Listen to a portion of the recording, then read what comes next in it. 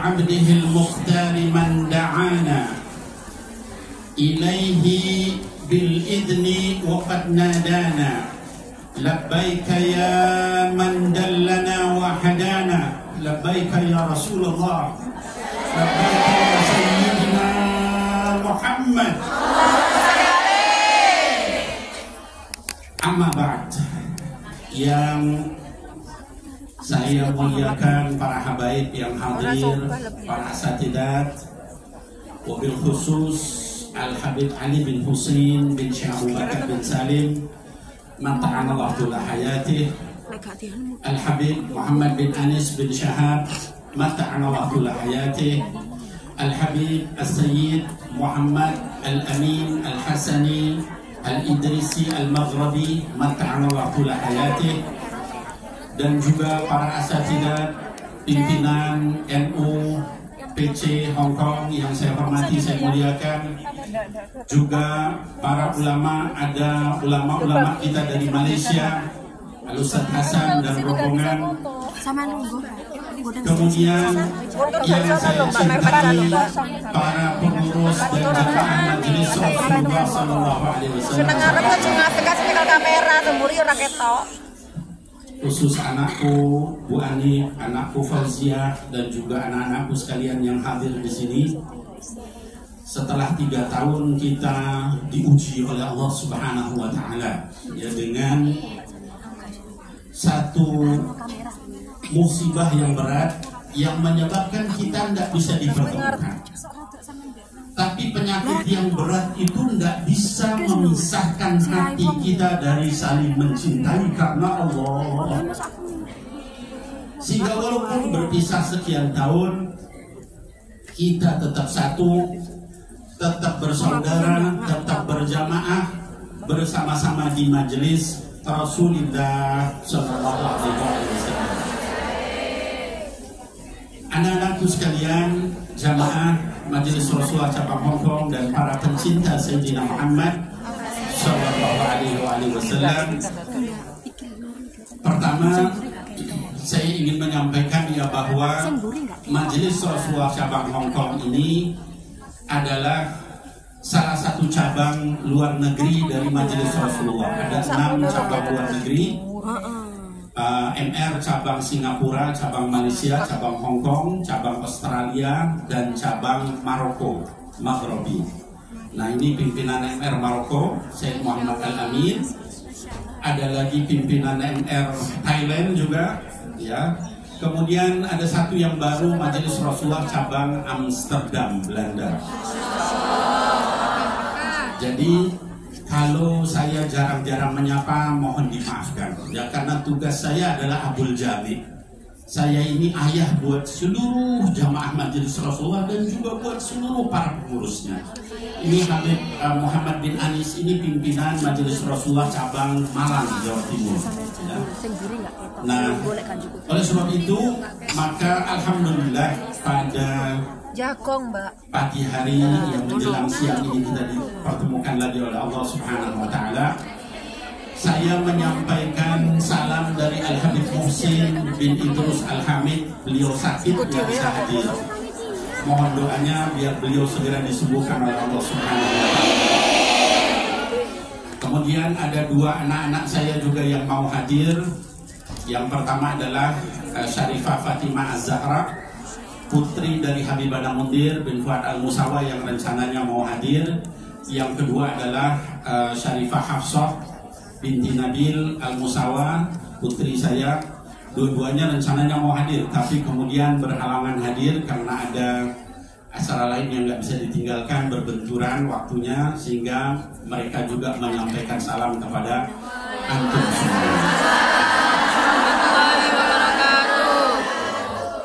Baik, anak-anakku sekalian, ini kita nanti mendengarkan banyak nasihat dari para ulama. Kalau sama saya udah bosen,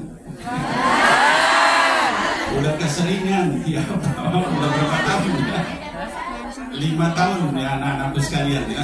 Kita terus menerus saya kesini tiap tahun dan ganti-ganti orang ini ya. Jadi apa namanya yang mendampingi saya, kali ini ada Al-Habib Ali bin Husain, ada Al-Habib Muhammad bin Anis. Kalau saya Muhammad Amin juga udah sering ini bareng sama saya. Yang antum ma'i ya fi kulli tertib wa barnamij yang huna fi Hong Kong. Baik, jadi alhamdulillah anak-anakku sekalian, itu tadi salam. Lalu saya ingin menyampaikan bahwa pertama adalah kita hari ini memperingati haulnya Adinda Habibana Mundir bin Fuad Al-Musawa alaihi rahmatullah. Ya. Saya ingin menyampaikan bahwa haul itu adalah salah satu uslub di dalam Al-Quran, mengingat perjuangan, kesolehan, ibadah dan ketaatan para ulama. Ya. Sampai di dalam surah Yusuf alaihi salam, Allah Subhanahu wa taala menyebutkan laqad kana fi qasasihim ibratun liulil albab. Sungguh pada kisah-kisah mereka, qasasihim artinya kisah mereka, bukan hanya kisah Nabi Yusuf, tapi juga kisah-kisah orang-orang yang soleh, baik itu aulia Allah, para wali-wali Allah, orang-orang yang dekat sama Allah, para anbiya, para mursalin. Pada kisah-kisah mereka ibratun, ada pelajaran. Buat siapa? Liulil albab, buat orang-orang yang berpikir. Kalau Allah menyebutkan di dalam surah Yusuf bahwa dalam kisah-kisah mereka semua ada pelajaran, kalau kita ngambil pelajaran dari salah satu aulia Allah yaitu Habibana Mundir bin Fuad Al-Musawa, itu boleh apa enggak? Boleh. Dalilnya adalah ayat tadi. Ya. Bahkan para ulama menyatakan 2/3 dari Al-Quran itu adalah qasas. Kisah-kisah isinya 2/3 dari Al-Quran. Sampai ada satu surah khusus namanya surah Al-Qasas, surah tentang kisah-kisah. Kalau ibu-ibu sekalian, anak-anakku sekalian, hadirat muslimat sekalian, buka Al-Quran dari awal, setelah surah Al-Fatihah, surah apa?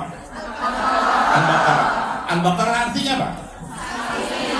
Sapi betina. Kisah bukan itu? Pertanyaannya, itu surah kedua, dan itu surah terpanjang di dalam Al-Quran. Kalau sapi betina aja dijadikan kisah sama Allah, kalau orang soleh boleh nggak dijadikan kisah?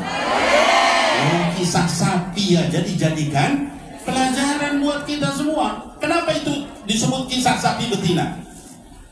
Israel menyembah sapi. Nah, kemudian Allah perintahkan untuk menyembelih seekor sapi betina yang disebut Al-Baqarah itu. Ya. Nah, itu kisahnya panjang, disebutkan di dalam surah terpanjang. Nama surahnya pun Al-Baqarah. Nah, kalau kisah sapi aja boleh, masa kisah wali-wali Allah nggak boleh? Ya Bu? Ya. Kalau ada yang bilang sama kita, itu ngapain ngadain haul? Bid'ah, itu nggak ada dalilnya. Kita bilang, Pak, Bu, sapi aja boleh disebut dalam Quran. Diambil pelajaran sama kita, apalagi manusia. Kita lanjutkan, surah ketiga terpanjang apa surah? Surah kedua terpanjang atau surah ketiga, yaitu Ali. Kisah apa bukan? Kisah tentang siapa? Keluarganya Imran. Siapa keluarganya Imran yang disebut di situ? Yang disebut di situ adalah istri daripada Sayyidina Imran alaihi salam.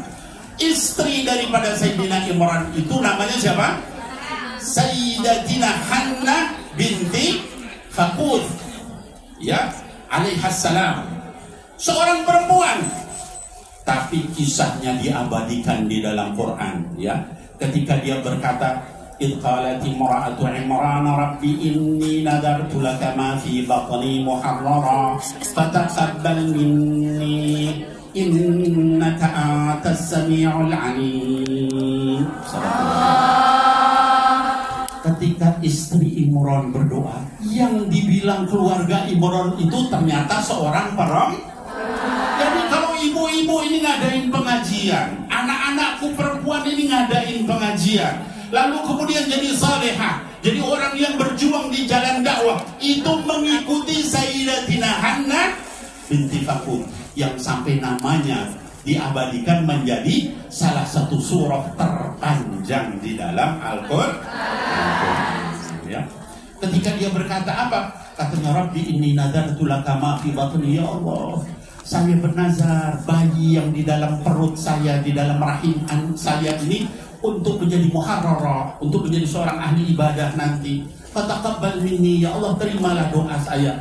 Innaka antas samiul alim, engkau maha mendengar lagi maha mengetahui. Ketika sudah lahir ternyata anaknya perempuan. Dia dilahir, dia bilang lagi, Rabbi ini wada'tuha untha, ya Allah, saya itu ternyata punya anaknya perempuan. Ya, walaysa dzakaru kal untha, laki beda sama perempuan. Kata Allah, wallahu a'lamu bima wada'at, Allah lebih mengetahui. Lalu diterima sama Allah, anaknya diberi nama Maryam, menjadi orang yang soleh juga, wali Allah juga. Tuh lihat tuh, ibunya wali Allah, anaknya wali Allah, punya anak lagi Sayyidatina Maryam, yaitu cucunya daripada Hannah binti Fakut. Siapa namanya? Nabi Isa alaihissalam, salah satu di antara ulul azmi minar rusul, satu di antara nabi yang 5 yang paling tinggi, ya, yaitu Nabi Nuh, Nabi Ibrahim, Nabi Musa, Nabi Isa, Nabi Muhammad sallallahu alaihi wasallam. Jadi kalau kita perempuan lalu kita kemudian terus ngajak anak kita jadi soleh solehah, itu diganjar sama Allah, diingat. Lihat Sayyidatina Hannah binti Fakut, bagaimana dari sejak di dalam rahim dia terus doa sama Allah, ya Allah, jadikan anak ini ahli ibadah, ya Allah. Lalu kemudian fataqabbalaha rabbuha biqabulin hasanin, Allah terima doa. Lalu kemudian dijadikan seorang yang suci, bahkan diberikan karomah. Setiap kali waktu makan itu sudah ada makanan dari langit. Kemudian Sayyidina Zakaria yang ngurus Maryam itu dari kecil bilang, ya Maryam, anda lagi hada, wahai Maryam, ini dari mana makanan ini? Qalat hiya min indillah, ini makanan dari Allah Subhanahu. Jadi kalau kita menceritakan karomah, itu uslub minal Quran, bukan? Uslub minal Quran. Kenapa? Allah kisahkan karomah itu di hampir semua surah di dalam Al-Quran, ya. Surah Al-Baqarah, surah Ali Imran, itu isinya banyak karomah. Kalau orang bilang ini kalau acaranya para kiai sama habaib, bicaranya karomah lagi, karomah lagi. Lah wong uslub dalam Quran itu bicara tentang karomah. Jadi bukan kita yang salah siapa? Yang ngeritik itu kurang jalan. Saya jalan-jalan ke Hongkong, ya Bu. Yang saya maksud itu kalau ulama jalan-jalan, bukan jalan-jalan begitu.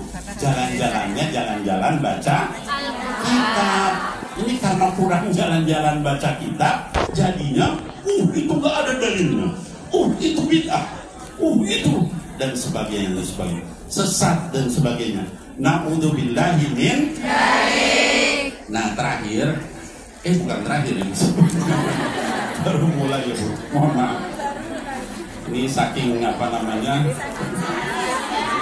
semangatnya. Saya itu sampai sekarang udah 5 tahun lebih menyapa ibu-ibu tuh masih kagum sama ibu-ibu. Sama ibu-ibu, sama anak-anakku remaja putri di Hongkong ini, saya sampai saat ini saya masih kagum. Kemarin ngobrol sama Habib Muhammad, sama Habib Ali bin Hussein, sama Said Muhammad. Ini kita bilang Masya Allah ya, ini di Hongkong begitu jauh dari negeri kaum muslimin, orangnya solehah. Dekat sama Allah, ikut pengajian ya. Bisa baca maulid dia ulami pula. Masya Allah. Benar-benar ini satu hal yang setiap kali saya kesini kagum. Kagumnya kalau kami di sana biasa, kalau di Indonesia banyak masjid, banyak majelis, banyak habaib. Kalau di sini itu luar biasa. Alhamdulillah. Kata Ustadz Maulana. Alhamdulillah. Saya juga di Islam itu indah sana. Jadi jamaah jamaah, alhamdulillah. Baik. Baik ibu sekalian, anak-anakku sekalian yang saya cintai karena Allah. Jadi tadi kita lihat surah Ali Imran. Lalu kemudian berikutnya setelah Ali Imran surah apa? An-Nisa. Kisah bukan itu? Tentang apa? Perempuan. Berarti kisah tentang perempuan. Kalian bukan saya. Iya, jadi kisah tentang perempuan itu kisah lagi. Terus surah yang kelima, apa itu surahnya? Al-Maidah. Artinya Al-Maidah apa? Apa? Ini nih. Hidangan ya. Al-Maidah itu hidangan. Itu kisah bukan? Tentang apa? Makanan yang bagaimana? Yang diturunkan kepada Nabi Isa alaihissalam dan para hawarinya beliau. Ketika Nabi Isa meminta Rabbana anzil alaina ma'idatan minas sama, ya Allah turunkan untuk kami makanan langsung dari langit. Lalu Allah turunkan makanan, tapi kata Allah, kalau kalian setelah ini kemudian menyimpang jadi kafir, aku akan azab kalian dengan azab yang belum pernah aku turunkan kepada manusia. Ya. Jadi kalau kita diberikan karomah itu ada tanggung jawabnya. Artinya apa? Harus lebih soleha. Ya. Kalau kita nggak lebih soleha, nanti diazab sama Allah. Udah dikasih karomah. Majelis Rasulullah cabang Hongkong bisa jalan di atas air semua. Subhanallah. Ya. Murid-murid Habib Nabi bisa jalan di atas air. Itu habis jalan di atas air nanti sama Allah. Kalau kita nyimpang, itu azabnya jauh lebih besar, lebih berat. Setiap kali kelebihan Allah berikan, tanggung jawabnya lebih besar. Nah, kemudian saya ingin menyampaikan di sini buat anak-anakku sekalian yang nge-DM sama saya, baik dari kelompok tomboy, dari kelompok LGBT, dari kelompok yang wanita malam dan sebagainya. Banyak yang nge-DM ke saya mau hadir, saya bilang hadir saja. Dan saya sampaikan kami semua mencintai kalian hanya karena Allah Subhanahu wa ta'ala. Kami nggak pernah beda-bedain orang.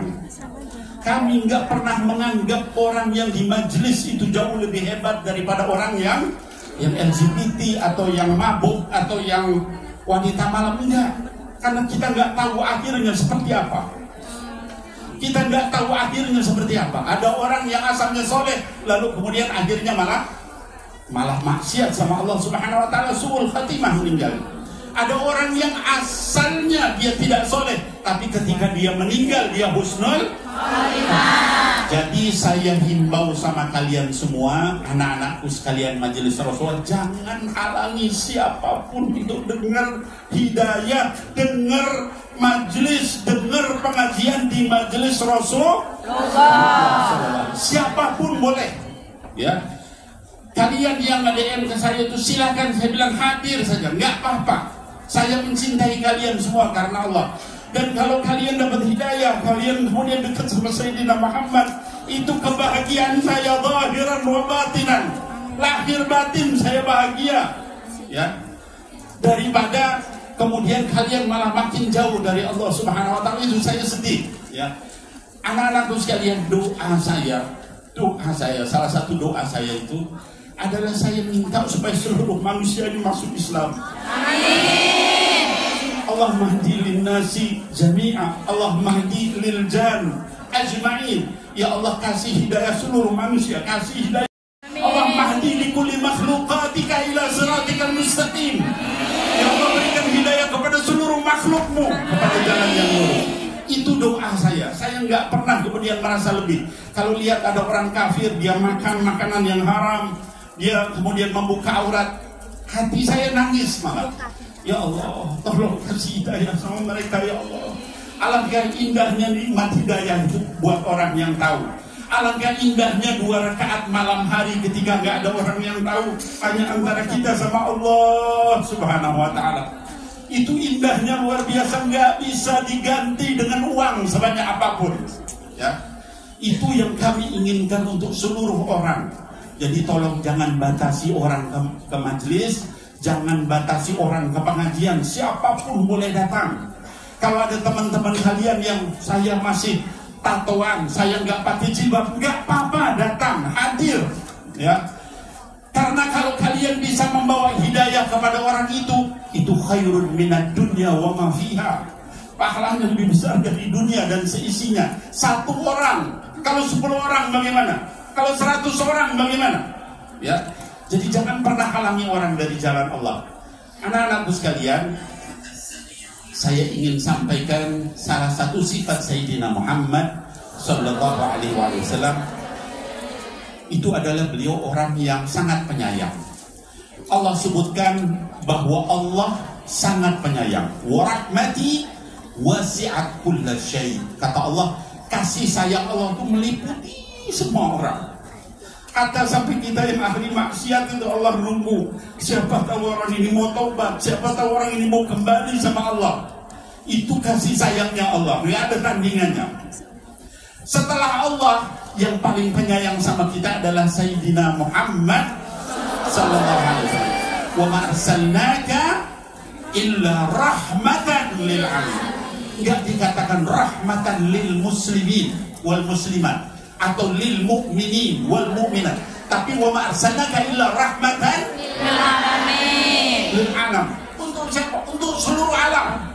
Orang kafir, batu, gunung, binatang, pohon, semuanya dikasihi sama Sayyidina Muhammad sallallahu alaihi wasallam. Anak-anakku sekalian, ini saya berikan contoh kasih sayangnya Sayyidina Muhammad sallallahu alaihi wasallam. Ibu-ibu sekalian, anak-anakku sekalian, mungkin kerja punya majikan. Sayyidina Muhammad itu sallallahu alaihi wasallam itu punya pembantu yang sangat beliau sayangi, yaitu Sayyidina Anas ibni Malik. Banyak pembantunya beliau, salah satunya Sayyidina Anas. Kata Sayyidina Anas, saya kerja sama Rasulullah sallallahu alaihi wasallam 20 tahun, belum pernah sekalipun saya dimarahi oleh Allah. Allahumma shalli ala Sayyidina Muhammad. Sampai kata Sayyidina Anas, saking inginnya sekali dengar marah Rasulullah sallallahu alaihi wasallam, ketika suatu ketika beliau memerintahkan saya ke pasar, kata Sayyidina Anas, enggak ya Rasulullah, saya tidak mau berangkat. Saya berharap Rasul marah. Ternyata beliau enggak marah. Beliau pergi.